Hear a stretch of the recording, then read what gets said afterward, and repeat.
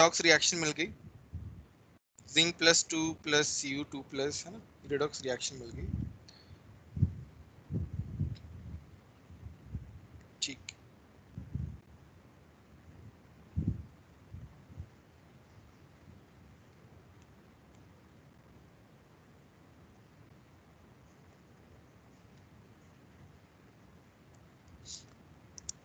अब यहाँ पे हम टाइप्स ऑफ इलेक्ट्रोड्स देखते हैं। पहले तो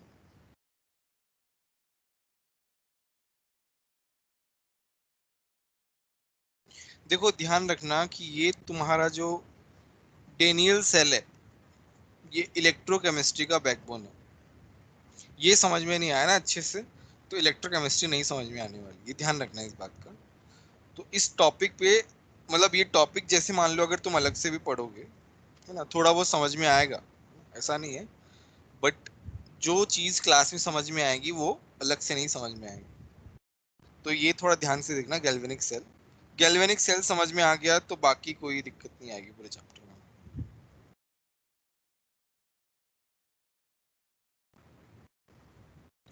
और मेंस में भी इसके क्वेश्चन इजी नहीं आते हैं। पता नहीं ये लोग क्या करते हैं, जो टफ चैप्टर्स होते हैं उनके टफ क्वेश्चन ही देते हैं, उनके इजी क्वेश्चन आते ही नहीं है। पहला है metal ion electrode. Metal ion electrode हमने देखा अभी जस्ट, उसी तरीके से होता है। ये मेरा सॉल्यूशन है, ये सॉल्यूशन किसका होना चाहिए, उसी सेम मेटल का होना चाहिए।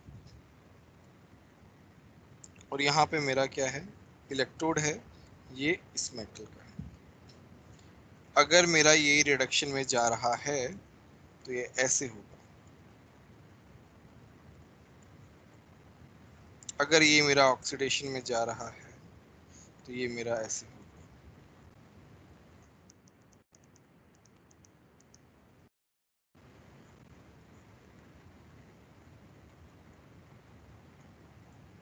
बोलो, कोई डाउट है क्या?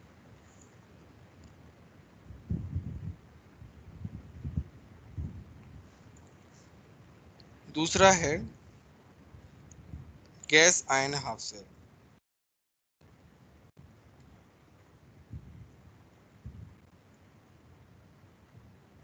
ठीक है, मेटल आयन तो भी हमने पढ़ भी लिया। गैस आयन में क्या होता है, जिस भी गैस के लिए हम बताते हैं, पहले तो हम अपना प्लैटिनम जो है वो यूज करते हैं electrode.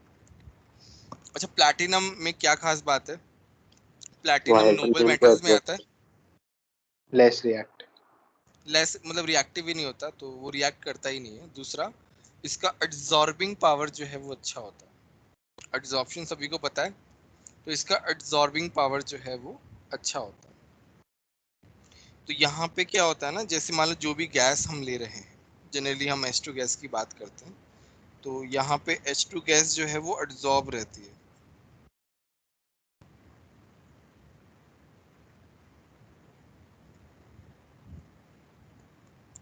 Adsorb H2 gas,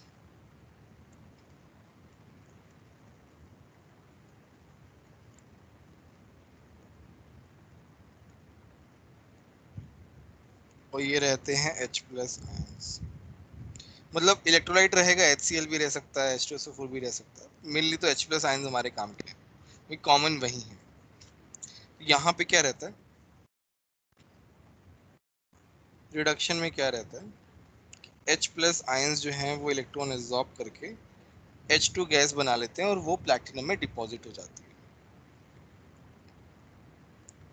oxidation में क्या होता है, उल्टा, H2 गैस जो है वो H प्लस आयन में जाती है और इलेक्ट्रॉन लूज करती है। देखो, अब ये एक इलेक्ट्रोड है, सिंगल इलेक्ट्रोड है, हाफ इलेक्ट्रोड है, तो it could work as reduction, it could work in oxidation compartment, it could work in both ways depending upon which other electrolyte is used, electrode is used। क्योंकि एक पूरे cell में दो electrodes होते हैं, एक तो ऑक्सीडेशन है और एक रिडक्शन। ऑक्सीडेशन में कौन सा जाएगा, रिडक्शन में कौन सा जाएगा, वो डिपेंड करता है ना, वो हम पढ़ेंगे, एक टेबल आएगी उसमें पढ़ेंगे हम ये सब चीज़। कोई डाउट यहाँ तक? No. नेक्स्ट है metal insoluble salt ion half salt.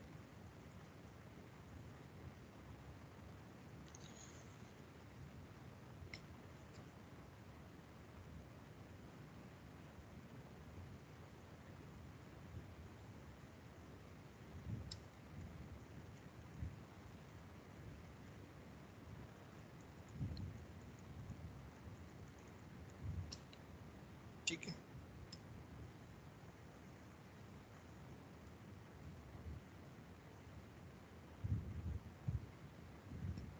तो मेटल इनसॉल्युबल में क्या करते हैं? ये नहीं करते।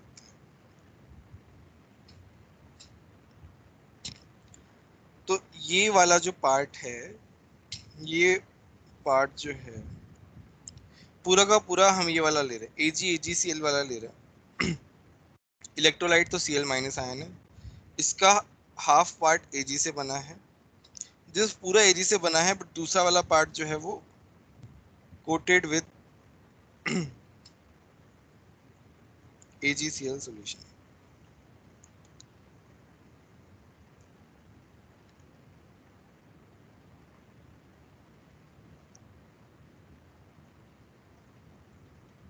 ठीक है, कोटेड विद AgCl। अब इसमें हो क्या होता क्या है, इनसॉल्युबल AgCl क्या होता है, इनसॉल्युबल होता है ना। इनसॉल्युबल सॉल्ट लेते हैं और हम आयन लेते हैं और फिर वहां से हाफ सेल बनता है। अब यहाँ पे तुम्हारा KSP वगैरह अगर वो आयनिक इक्विलिब्रियम इंट्रोड्यूस करना चाहता है तो KSP वगैरह यहाँ पे आता है, AgCl का KSP। टफ क्वेश्चन जो है ना वो इस इलेक्ट्रोड को लेके बनता है एडवांस में। जेई मेंस वगैरह में तो ये सब नहीं आता, इतना कॉम्प्लिकेटेड। इसमें कैथोड में क्या हो रहा होता है, AgCl जो कोटेड है वो क्या करता है भाई, Ag का टेंडेंसी क्या है, लूज करने का इलेक्ट्रॉन।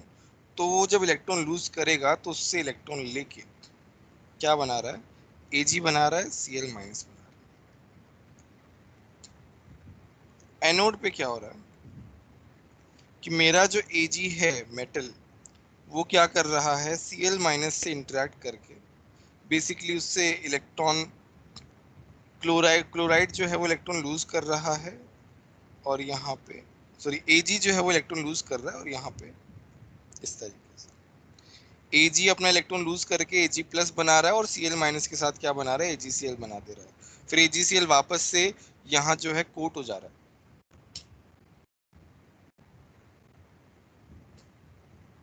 बोलो किसी को डाउट है क्या?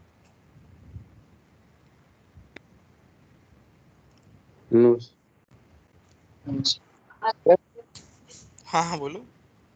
सर एक पार्ट कैथोड और दूसरा पार्ट एनोड है। नहीं नहीं नहीं, ये तो एक हाफ सेल है यार।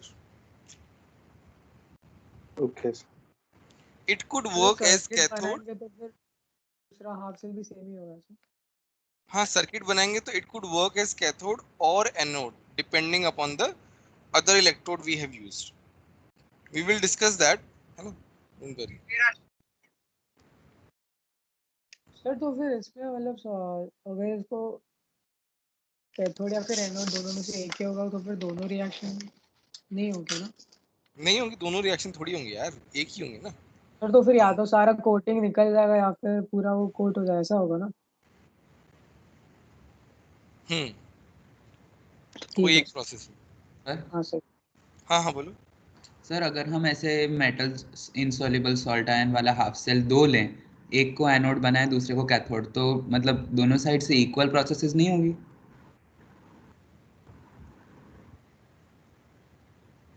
मतलब नहीं, फिर डिसाइड कैसे उसके होगा कि कौन सा एनोड की तरह एक्ट करेगा, कौन सा कैथोड की तरह? मेटल तो है ही ना, फिर KSP और KSP वगैरह पिक्चर में आ गया यार।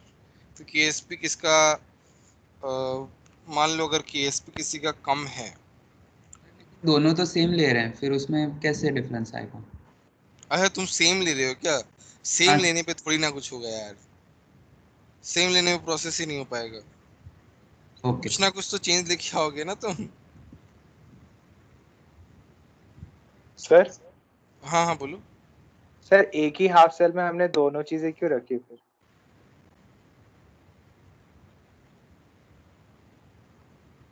तो ये एजी जो, अगर मान लो हम एजी ले लेते तो एजी क्या करता, सीएल माइनस के साथ रिएक्ट करके एजी सेल प्रेसिपिटेट ही बना लेता, प्रोसेस ही नहीं हो पाता मेरा तो। ओके बट यहाँ पे एटलीस्ट एजीसीएल प्रेसिपिटेट नहीं बन रहा है, और इलेक्ट्रॉन्स, बेसिकली इलेक्ट्रॉन्स का फ्लो होना चाहिए, वो रुकना नहीं चाहिए। यस सर समझ गया।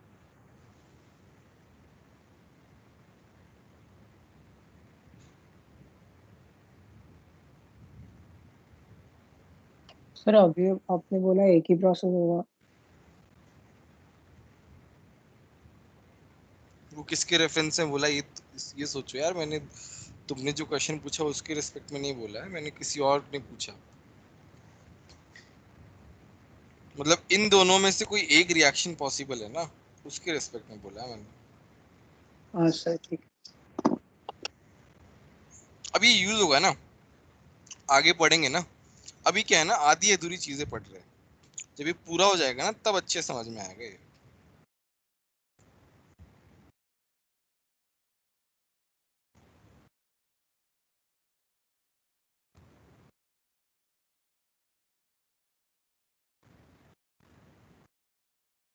रेडॉक्स हाफ सेल,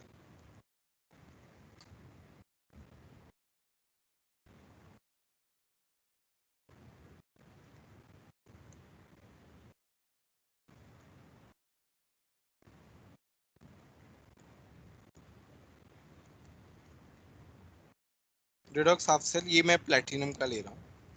मैं कार्बन एनो ग्रेफाइट भी ले सकता हूँ ना। यहाँ पे मेरे आयंस हैं Fe2+, Fe3+, दोनों टाइप के आयन। रेडॉक्स है तो नाम से ही पता चल रहा है कि यहाँ पे ऑक्सीडेशन होगा, रिडक्शन होगा। तो यहाँ पे Fe+2 का ऑक्सीडेशन हो रहा है, एनोड पे Fe+3 में इलेक्ट्रॉन। बहुत कम यूज होता है रेडॉक्स हाफ सेल में, उतना आता नहीं है, मतलब पता होना चाहिए कैसा क्या होता है, उतना ज़्यादा यूज होता नहीं है। मेनली तो क्वेश्चन जो है ना, ऊपर के 3 हाफ सेल से आते हैं, पहले वाले से ज़्यादा फ्रिक्वेंट आते हैं, दूसरे वाले का भी काफ़ी यूज़ है, तीसरा वाला जो है वो मेंस में तो बहुत कम पूछा जाता है। पूछ तो सकते ही हैं, ऐसा कुछ नहीं है, बट एडवांस के लिए मतलब अच्छा टॉपिक है। इसके क्वेश्चंस करेंगे हम, एडवांस वाले जो है ना, लेवल वाले अच्छे क्वेश्चंस करेंगे, केएसपी वगैरह मिला के। ये तुम्हारे इलेक्ट्रोड्स थे। हाँ सर हाँ सर बोलो। F3+ का क्या हो रहा था वो? रेडॉक्स वाला। रेडॉक्स वाले में कुछ नहीं है, दो आयन है सॉल्यूशन के अंदर, एक का ऑक्सीडेशन हो रहा है एनोड पे, एक का रिडक्शन हो रहा है कैथोड। तो हम किस तरीके से यूज कर रहे हैं वो उस पर डिपेंड करेगा। Okay sir. रेडॉक्स आपसे बस पता होना चाहिए, उसका इतना ज़्यादा कुछ यूज नहीं है। नेक्स्ट है रिप्रेजेंटेशन ऑफ सेल।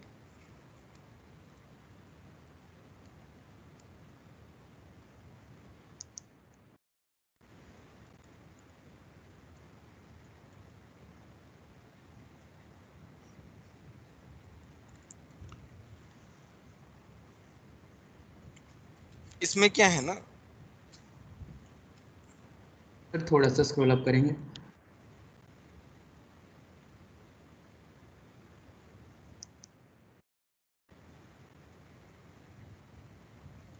इसमें कुछ रूल्स हैं कैसे इसको रिप्रेजेंट किया जाता है। तो इस रूल का एक छोटा सा ट्रिक है, लूम। एल का मतलब होता है लेफ्ट, ओ का मतलब होता है ऑक्सीडेशन, ए का मतलब होता है एनोड, एन का मतलब होता है नेगेटिव। एनोड जो है उस पे ऑक्सीडेशन हो रहा है और वो लेफ्ट में लिखा जाता है, कंपार्टमेंट भी लेफ्ट में होता है। कैथोड का कंपार्टमेंट राइट में होता है और वो राइट में ही लिखा जाता है। सी, जैसे मैंने ये सेल बनाया है, इसी सेल को बहुत छोटे फॉर्म में रिप्रेजेंट करना, because we can not draw this diagram every time to understand what kind of galvanic cell it is and what are the components and what are the electrolytes. We cannot draw it every time, so we need a smaller representation, a comfortable representation. तो उसके लिए हम कुछ rule set कर रहे हैं. तो वो जो है छोटा वाला जो सेटअप है, छोटा वाला जो रिप्रेजेंटेशन है जिसमें हम कंफर्टेबल होते हैं फटाफट लिखने के लिए, तो वो एग्जैक्टली इसी तरीके से होता है जिस तरीके से ये दिख रहा है.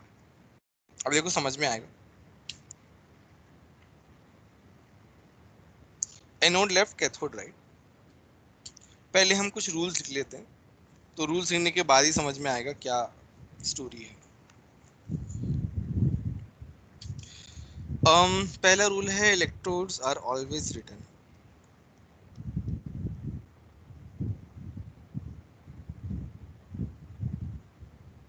Electrodes are always written on extremes.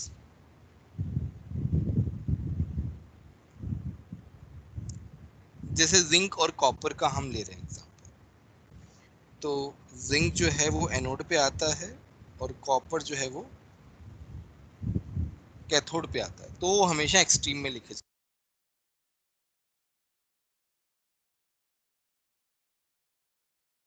In different phase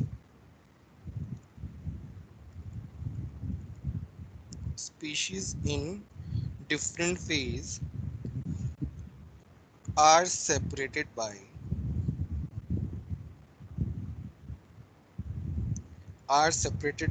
single vertical line. Single vertical line. Species in same phase are separated by comma.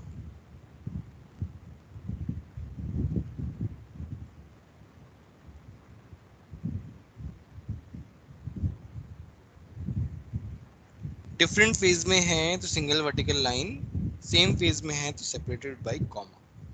अब देखो जैसे एक्सट्रीम पे हमने लिख दिया है जिंक, उसके बाद में हम क्या कर रहे हैं, जो तुम्हारा इलेक्ट्रोलाइट है उसको भी तो लिखना है. ये किस फेज में है, एक्वस फेज में है.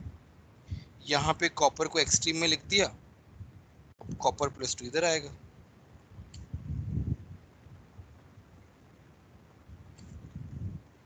थर्ड है सॉल्ट ब्रिज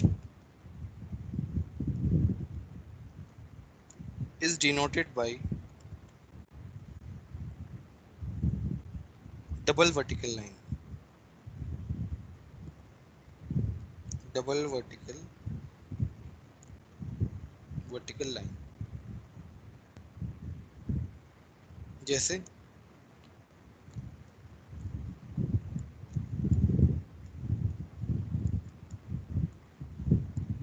अब देखो तुम्हारा जो सेल है, if you see your cell, इसमें क्या है,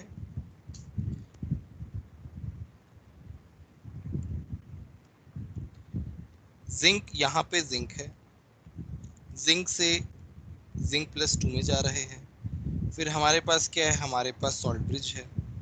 फिर हमारे पास क्या है, हमारे पास कॉपर 2+ आयन है. फिर हमारे पास क्या है, कॉपर है. इफ यू सी जिस तरीके से पूरा सेटअप बना हुआ है, हमारा सेल का रिप्रेजेंटेशन भी वैसे है. जिंक से इलेक्ट्रॉन जा रहे हैं, जिंक +2 बना रहे हैं. जिंक +2 के बाद जो है वो कनेक्टेड है इलेक्ट्रोलाइट्स सॉल्ट ब्रिज से. फिर सॉल्ट ब्रिज कनेक्टेड है कॉपर 2+ से, और कॉपर 2+ जो है इलेक्ट्रॉन लेके कहाँ जा रहा है, कॉपर में जा रहा है. सो जिस तरीके से तुम्हारा सेटअप है ये पूरा, वैसा ही सेटअप हम स्मॉलर फॉर्मेट में यहाँ पे रिप्रेजेंट कर रहे हैं.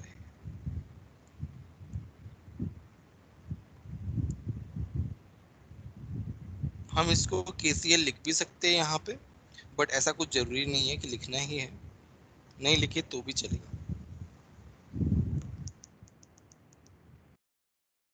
डबल वर्टिकल लाइन से फिर कॉपर 2+ आ रहा है, फिर कॉपर सॉलिड आ रहा है।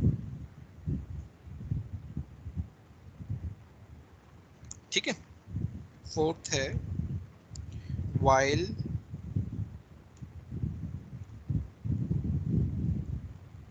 representing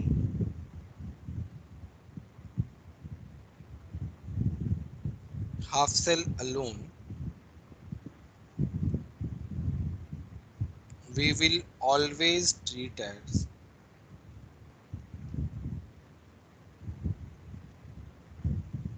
cathode. हमें कैथोड की तरह ही ट्रीट करेंगे। For example, we have to write cell representation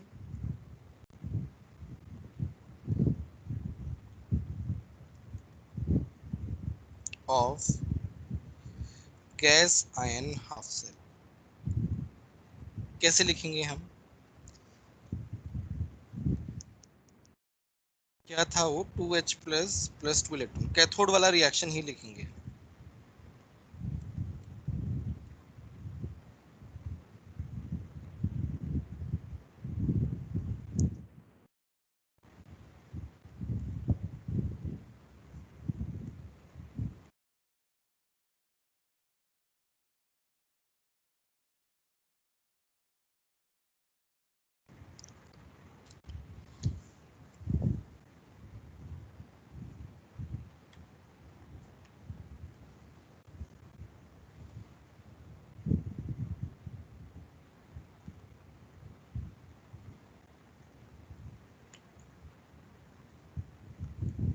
बोलो समझ में आया कि नहीं आया? सर यहाँ पर हमने पीटी लिखा है प्लैटिनम का, तो उसकी जगह पे सिर्फ डबल वो लिख देंगे तो भी चलेगा ना? डबल क्या? डबल वर्टिकल लाइन किसके लिए लिखते हैं डबल वर्टिकल लाइन? बड़ों के? प्लैटिनम की जगह पे। पहले लिखो किसके लिए डबल वर्टिकल लाइन। अच्छा right sir, sorry, salt bridge. Salt bridge के लिए होता है ना सर वो तो। सॉल्युबल हाफ सेल, तो इसमें हम कैथोड वाला रिएक्शन AgCl एक इलेक्ट्रॉन ले रहा है और वो क्या बना रहा है? Ag प्लस Cl माइनस बना रहा है। इसमें तुम्हारा इलेक्ट्रोड क्या था भाई? Ag का बना हुआ था इलेक्ट्रोड, तो कोटिंग थी आधे पार्ट में AgCl की, है ना? बट क्या था?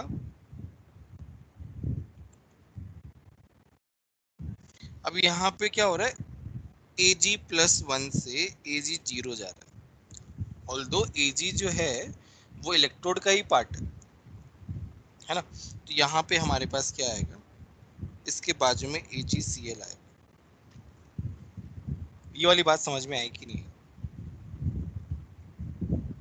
But since Cl minus is also a part of it in this reaction, Cl minus is also there, तो Cl minus यहाँ है। अब तुम लोग सोच रहे हो सर यहाँ कैसे आ रहा है, या फिर तुम्हें समझ में आ गया?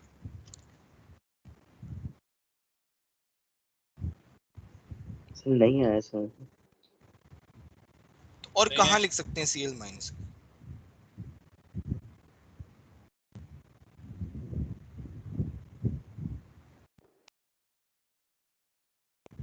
एजी के बाजू में तो ऐसे लिख देंगे। तो Ag तो एक्सट्रीम पे आना चाहिए ना, इलेक्ट्रोड है।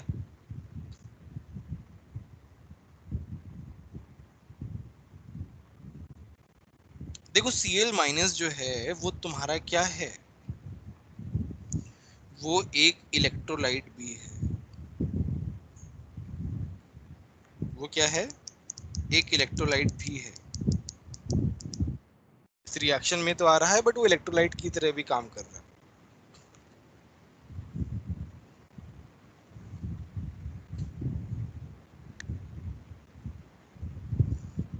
वही Ag जो है वो मेरा एक्सट्रीम पे आएगा, उसके बाजू में AgCl आएगा क्योंकि AgCl से इलेक्ट्रॉन लेके Ag बन रहा है। दूसरा क्लोराइड आयन जो है वो क्या कर रहा है? वो बीच में आएगा। जैसे अगर मान लो हम यहाँ पे, ये मेरा क्या हो गया? ये मेरा कैथोड हो गया, तो इधर मेरा क्या आएगा? इधर मेरा एनोड आएगा। तो Cl माइनस को बीच में लिखना ही एडवाइजेबल है क्योंकि वो इलेक्ट्रोलाइट सॉल्ट ब्रिज के जस्ट बाद आ रहा है। जैसे यहाँ पे हमने क्या देखा था? Zn+2 और Cu+2 को कनेक्ट कौन कर रहा है? सॉल्ट ब्रिज कनेक्ट कर रहा है।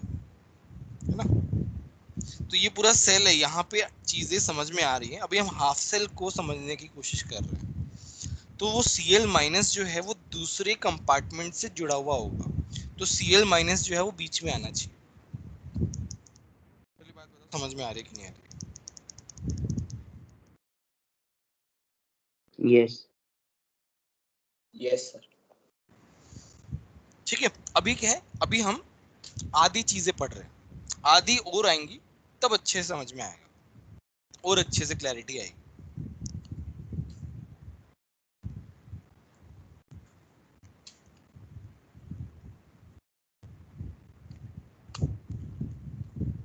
अभी हम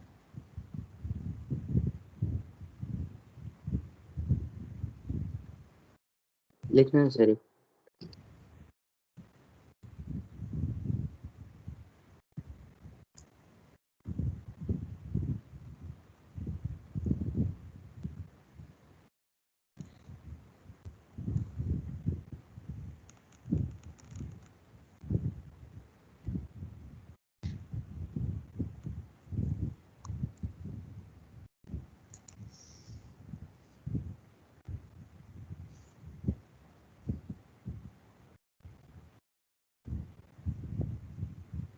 थोड़ा सा ऊपर स्क्रॉल कीजिए।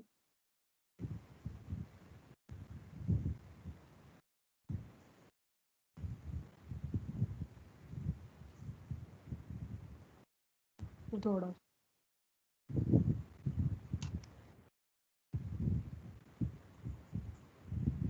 हाँ सर बस। चलो एक सम देता हूँ।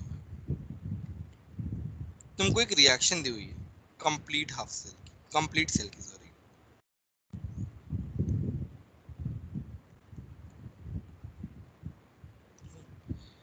सेल रिएक्शन, तुम्हें क्या करना है, ड्रॉ डेनियल सेल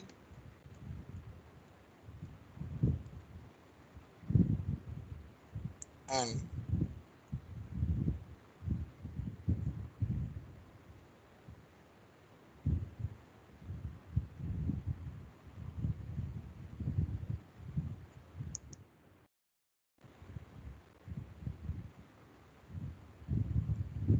ड्रॉ वो डेनियल सेल दोनों कंपार्टमेंट फटाफट बना के एंड वही कर दो पहले तो। उसके बाद वो भी बना देना जो हमने स्मॉलर फॉर्मेट में देखा है ना, रिप्रेजेंटेशन ऑफ सेल में, वो भी बना, दोनों बनाने हैं ना।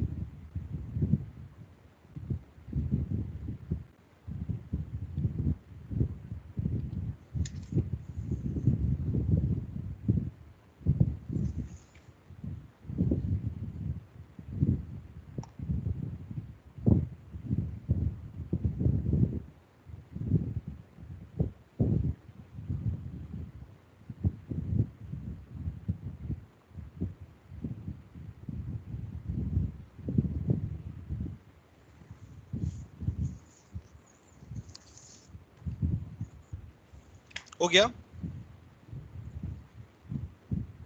Yes yes sir.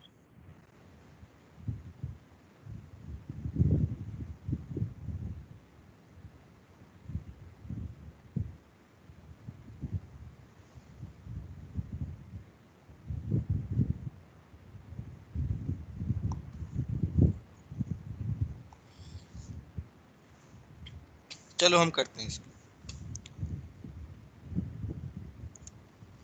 तो क्या ये कैसे रहा होगा? सर Zn प्लस 2 और 2 इलेक्ट्रॉन्स में टूटा होगा, तो इसका ऑप्शन तो यहाँ पे तो मेरा Zn+2 है, ये मेरा जिंक है। यहाँ पे क्या है? यहाँ पे ऐसे है, ये कोटिंग है यहाँ पे AgCl का। ये मेरा क्या है? Cl- है। ये आपस में कनेक्टेड है, मतलब यहाँ पे बल्ब लगा हुआ है। ये मेरा क्या है? डीन, ये वो है सॉल्ट ब्रिज।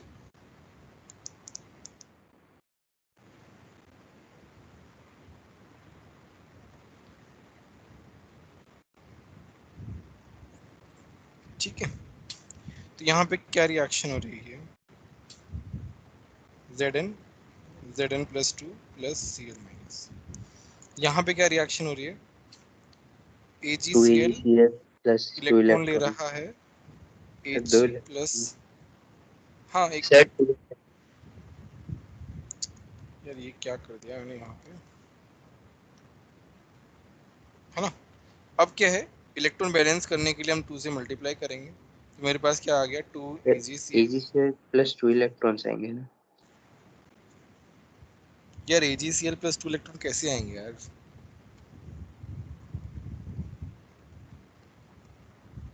कैसे आएंगे? सर वहाँ पे Ag तो Ag एक ही प्लस लूज और कर रहा है Cl ना। माइनस, तो Ag प्लस एक इलेक्ट्रॉन लेके Ag बना रहा है, और Cl plus electron Cl minus. क्या बोल रहे हो यार? ये अभी तो बताया इतना सब कुछ, यहाँ पे कहाँ 2 इलेक्ट्रॉन है बताओ मेरे को? 2 इलेक्ट्रॉन आ कहाँ से रहे हैं भाई? Ag का तो ऑक्सीडेशन स्टेट +1 है, 2 इलेक्ट्रॉन की बात ही नहीं है इसमें तो।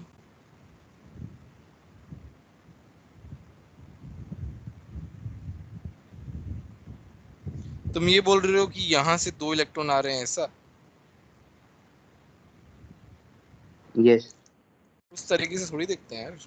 इलेक्ट्रॉन्स आ रहे हैं, 2 इलेक्ट्रॉन आ रहे हैं, 4 इलेक्ट्रॉन आ रहे हैं, वो इस ऐसे सेंस में थोड़ी ना आएगा, वो तो इलेक्ट्रॉन्स जा रहे हैं बेसिकली। यहाँ हम क्वांटिफाई करते हैं, यहाँ हम चीज़ों को बैलेंस आउट करते हैं, तो कर रहे हैं देखो बैलेंस आउट। तो ये हो जाएगा Zn+2 AgCl 2 Ag plus Zn+2 plus 2 Cl-,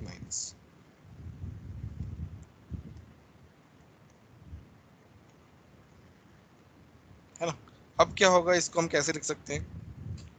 Zn+2 AgCl 2 Ag plus ZnCl2 लिख सकते हैं। आए नहीं तो है, पास पास में रहेंगे, जुड़ जाएंगे। अब हम इसका बताओ, यहाँ तक समझ में आया कि नहीं आया? पहले ये बताओ। Yes yes sir. अब हम इसे सेल रिप्रेजेंट करते हैं, तो जिंक से Zn+2 जा रहा है एक्वस में, फिर यहाँ पे क्या है? सॉल्ट ब्रिज है, फिर यहाँ पे Cl- है, फिर यहाँ पे AgCl है, यहाँ पे Ag सॉल्ट। इस तरीके से आएगा। बोलो समझ में आया कि नहीं?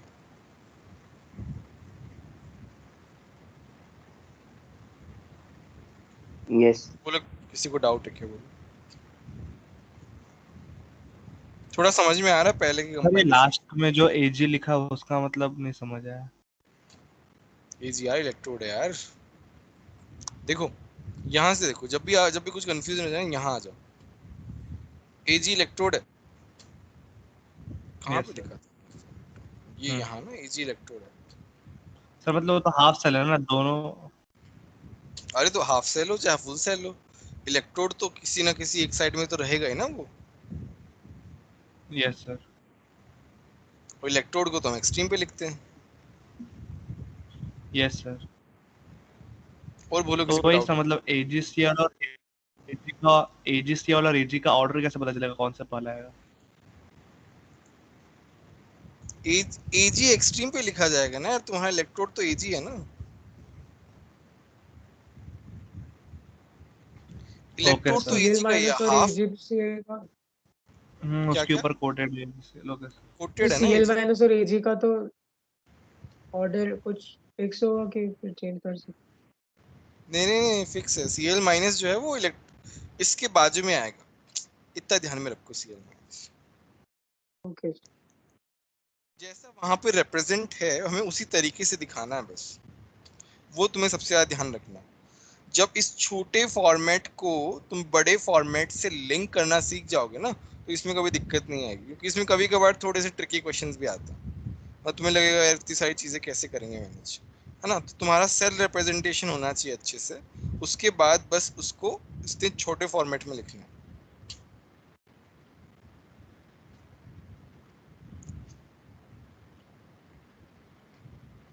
सर वो कॉमा नहीं आएगा वर्टिकल लाइन?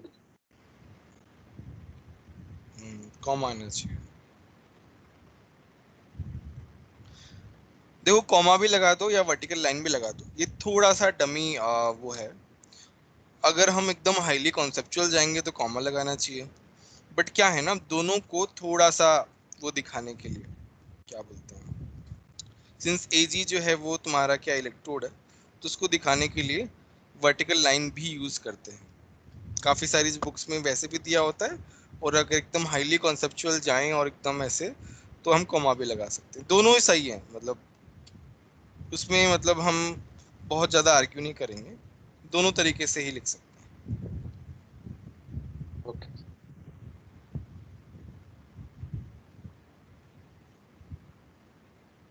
यहाँ पे मैं लिख रहा हूँ comma can also be written, दोनों सही हैं। कॉमा वाला अगर हम कॉन्सेप्चुअली देखें तो ज़्यादा सही। तो यहाँ पे एक और बात बता देता हूँ, ये जो है ना ये ऐसे भी लिखा जाता है।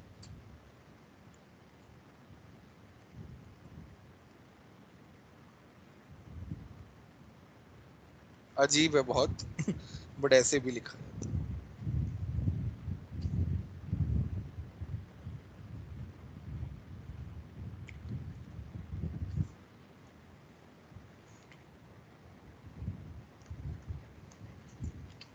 ठीक है,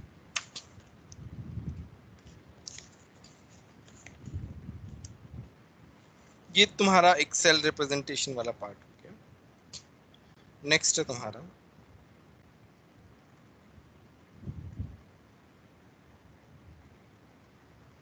electrode potential and EMF of the cell. ये FR12 वाले तुम्हारी नेक्स्ट क्लास कब है? 315 किसकी क्लास है? फिजिक्स। स्वप्निल सर की। अच्छा यस। ठीक है। अच्छा चलो नेक्स्ट देखते हैं इलेक्ट्रोड पोटेंशियल क्या होता है और ईएमएफ ऑफ द सेल क्या होता है। जैसे मान लो मैं हाफ सेल की बात कर रहा हूँ,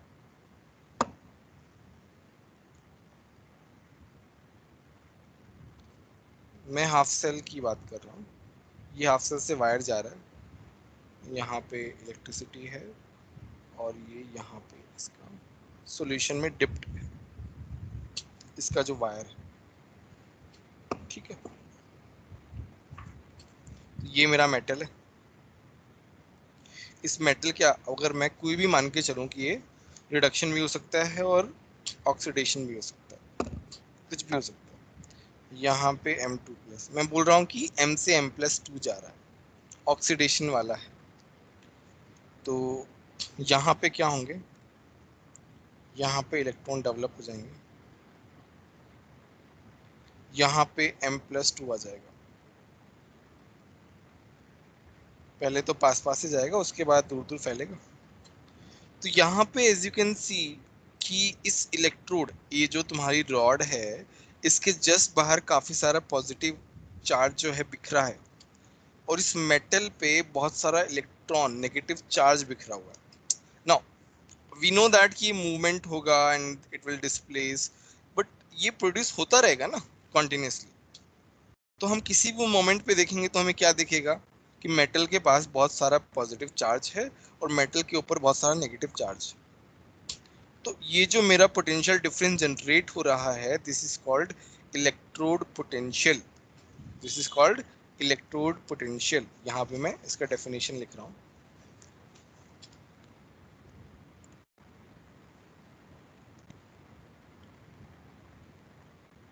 When an electrode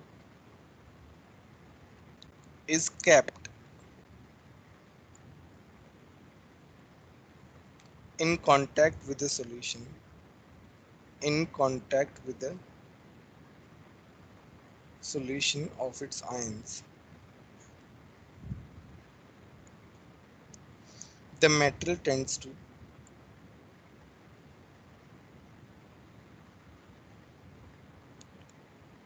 lose electrons and thus passes into the solution.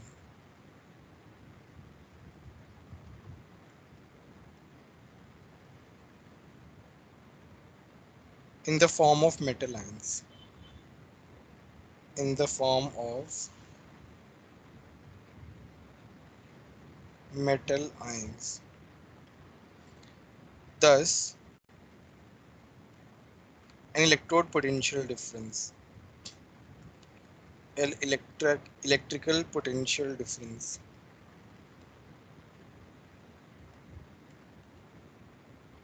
is set up between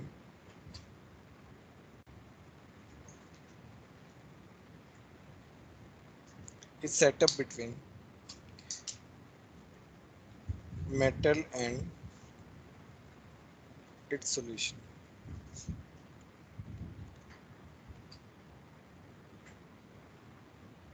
This is known as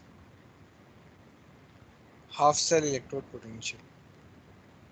Half cell electrode potential.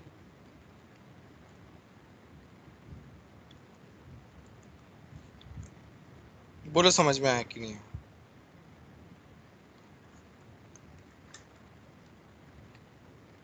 Yes. हाँ सर। मान लो मेरे पास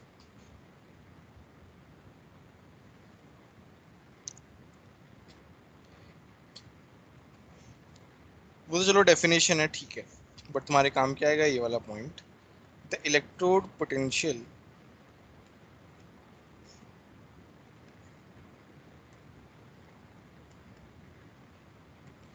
is a measure of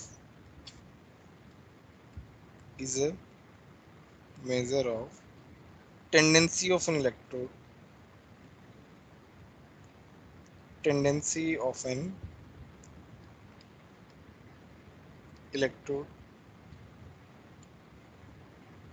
in a half cell to lose or gain electron। अगर मान लो electrode potential ज्यादा है, इसका मतलब tendency ज्यादा है। Is a measurement of tendency of an electrode in a half cell to lose और गेन इलेक्ट्रॉन्स। इसके बारे में भी डिस्कस करेंगे, समझ में आ जाएगा।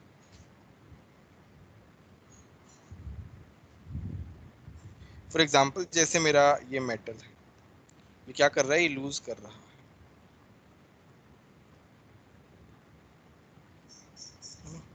तो ये जो है ये क्या है, ई ऑक्सीडेशन है। मतलब यहाँ पे जो मेरा इलेक्ट्रोड पोटेंशियल आएगा वो ऑक्सीडेशन वाला आएगा।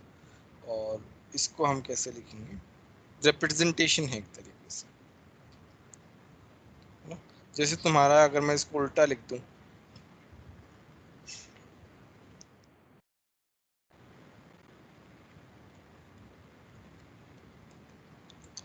तो ये हो जाएगा रिडक्शन पोटेंशियल। ये सब रिप्रेजेंटेशन है, कैसे रिप्रेजेंट करते हैं। बोले समझ में आया कि नहीं आया? यस सर हाँ बोलिए। सर पोटेंशियल डिफरेंस क्रिएट क्यों होता है वो समझ में नहीं आया।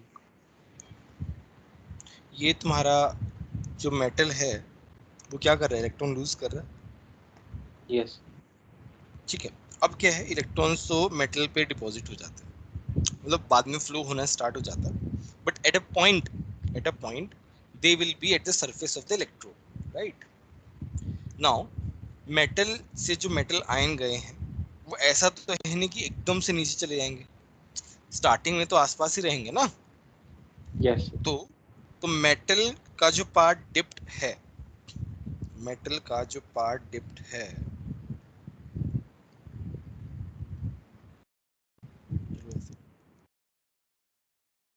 ये पार्ट डिप्ट है, let's say, तो यहाँ ऐसे क्या हो गया,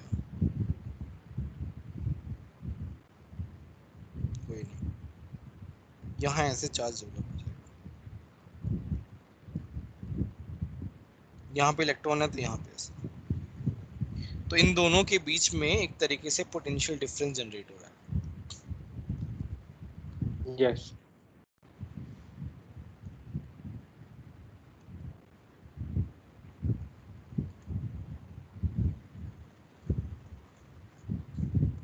ठीक है। नेक्स्ट है इलेक्ट्रोमोटिव फोर्स।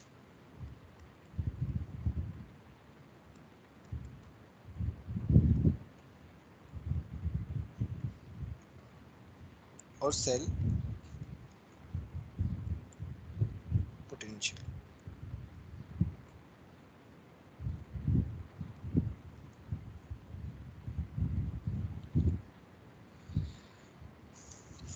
तो इसमें क्या है, अब ये पूरे सेल के लिए है, तो इसमें क्या है, दोनों में डिफरेंस, दोनों इलेक्ट्रोड पोटेंशियल में डिफरेंस क्या है उसके बेसिस पे आता है। तो इसका डेफिनेशन है the difference between the electrode potential between the electrode potential of two electrodes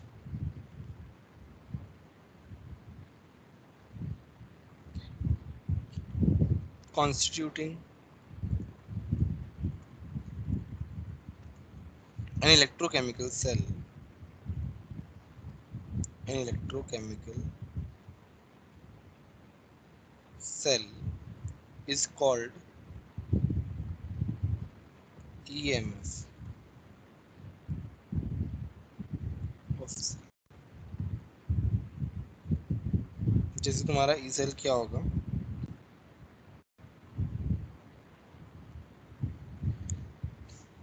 अब देखो ई सेल जो है मैं कैसे लिखता हूँ,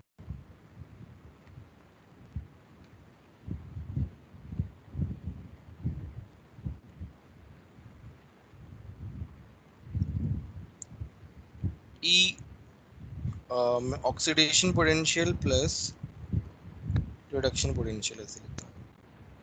ऑक्सीडेशन किसका होगा, एनोड एनोड का होगा, और ये किसका होगा, कैथोड कैथोड का होगा। देखो दोनों पोटेंशियल अलग अलग है, ऑक्सीडेशन अलग है, रिडक्शन अलग है। अच्छा यहाँ पे हम एक छोटा सा चीज पढ़ रहे हैं, स्टैंडर्ड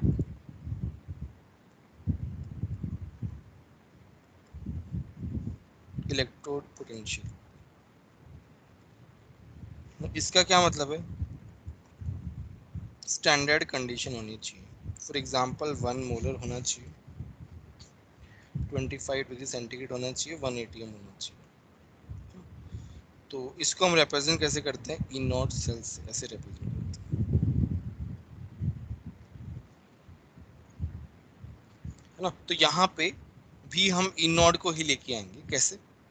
अच्छा यहाँ पे दो चीजें होती है, ई not SRP.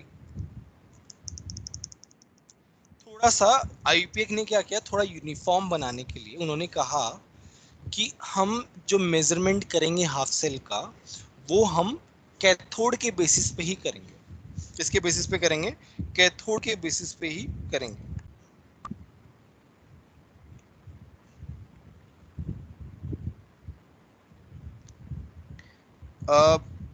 Standard half cell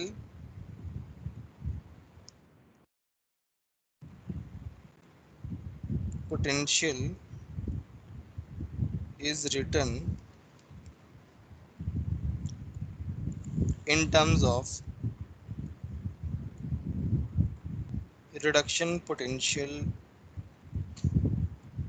only.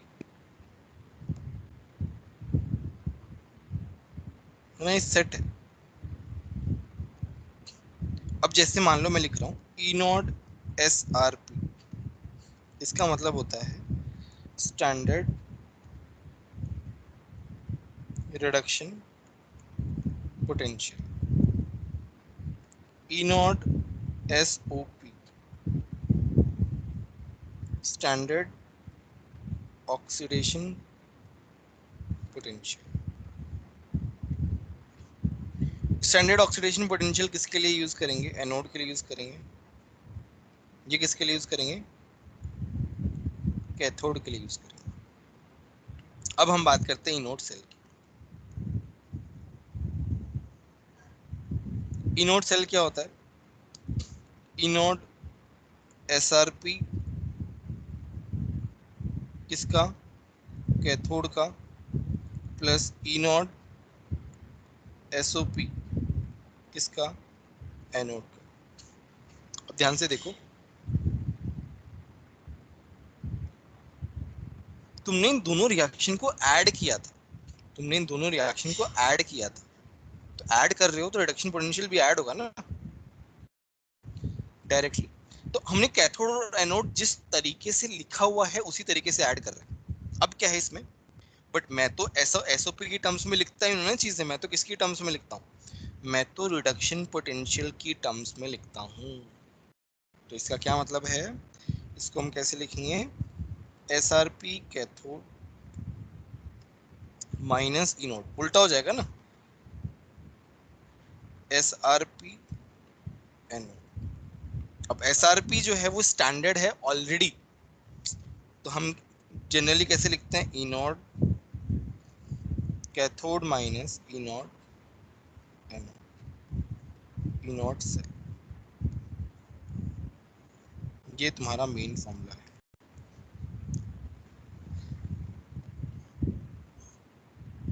अब बोलो, कोई डाउट है क्या?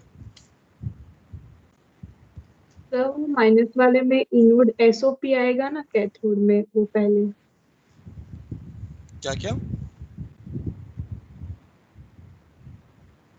ये जो सेकंड लाइन में लिखा है इनोड एसआरपी कैथोड, मतलब एसओपी कैथोड आएगा ना। एसओपी क्यों आएगा?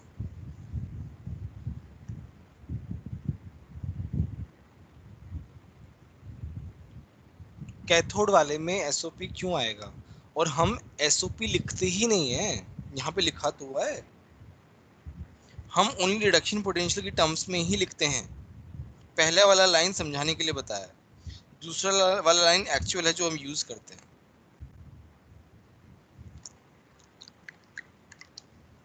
Okay sir. और बोलो, किसी को डाउट है तो बोलो। सर हाँ बोलो। सर एसओपी को एसआरपी में कैसे कन्वर्ट किया? Negative sign. भाई उल्टा ही तो कर रहे हो तुम रिएक्शन। यहाँ पे तुम अगर उसको उल्टा कर दोगे, इस रिएक्शन को उल्टा किया तो इसमें कन्वर्ट हो जाएगा ना। ये तो पढ़ते हो ना यार, रिएक्शन को -1 से हाँ सर। मल्टीप्लाई कर दो तो वो उल्टा हो जाता है, बस। और बोलो, और कोई डाउट है क्या?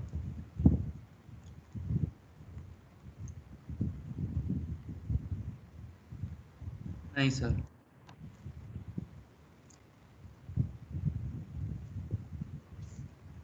अगर हमारे पास कोई सेल है, ध्यान रखो, E naught S R P cathode जो है इन ए सेल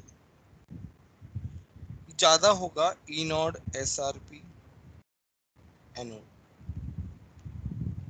क्यों ज्यादा होगा मुझे ये बताओ।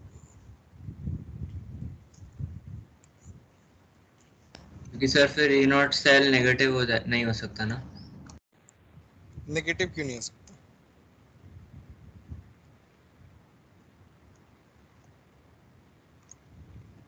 अच्छा चलो, वो नेगेटिव नहीं हो सकता उसका रीजन बाद में आएगा ना, अभी सर नहीं क्योंकि कैथोड पे रिडक्शन का पोटेंशियल ज्यादा होता है। कैथोड पे रिडक्शन का पोटेंशियल ज्यादा होगा, तभी तो वो कैथोड है भाई। कैथोड क्यों बना? क्योंकि उस पे रिडक्शन पोटेंशियल ज्यादा है, एंड दैट इज व्हाई उस पे रिडक्शन होगा। अगर हम बोल रहे हैं कि कैथोड पे रिडक्शन हो रहा है, दैट मींस उसका इनोड एसआरपी ज्यादा है। मेरी ये वाली जो लाइन है, ये वाली लाइन जो है, ये बता रही है is a measurement of tendency of electron in a half cell to lose or gain electron. अगर मेरा SRP किसी का ज्यादा है तो वो कैथोड में आएगा, है ना? इसका क्या मतलब है? इसका मतलब है कि इनोड कैथोड ज्यादा होगा, इनोड एनोड कम होगा। ये हम रिडक्शन पोटेंशियल की टर्म्स में देख रहे हैं। तो इसका मतलब है ये जो है, ये हमेशा ज्यादा होगा वैल्यू में, ये हमेशा लेस होगा। तो कभी भी अगर तुम्हें स्टैंडर्ड रिडक्शन पोटेंशियल दिए हुए हैं तो इनोड सेल कैसे निकालने हैं? मोर माइनस लेस, बस ये है ट्रिक। अगर जेई मेन में छोटा मोटा क्वेश्चन आ जाए चिंदी सा, तो उसको आराम से कर सकते हो। बोलो समझ में आ रहा है कि नहीं आ रहा? Yes yes sir. ठीक है, तो ये वाला लेक्चर जो है पढ़ के आना। कल हमें भी पूरा कंप्लीट नहीं हुआ है ये, जिसको ही 2-3 दिन तो लग जाएंगे अच्छे से कंप्लीट होने में। मीनवाइल तुम इसका थ्योरी पढ़ते रहो और थोड़े बहुत एक्सरसाइज के क्वेश्चंस करते रहो। अभी ओके तो सर। अभी तो एक्सरसाइज 3.3 तो नहीं कर पाओगे। आई थिंक 3.1 3.2 कर लो, वो शायद हो भी गया है। गेस हो गया ना सर, 3.1 3.2? एक हाँ सर, हो गया 3.1 तो हो गया सर। अच्छा कोई नहीं, अभी तो नर्स्ट इक्वेशन के बाद ही क्वेश्चंस कर पाओगे। एनए से कर सकते हो क्वेश्चन, है ना? एनए खुला ही हुआ है। नहीं खुला हुआ। कोई नहीं, प्रैक्टिस कर लेना एनए से। हम कल थोड़ी सी बहुत प्रैक्टिस कर लेंगे, तुम अपने अकॉर्डिंग भी कर सकते हो। ठीक है, चलो bye everyone. Thank you bye sir. Sir. Thank you. Sir thank you sir.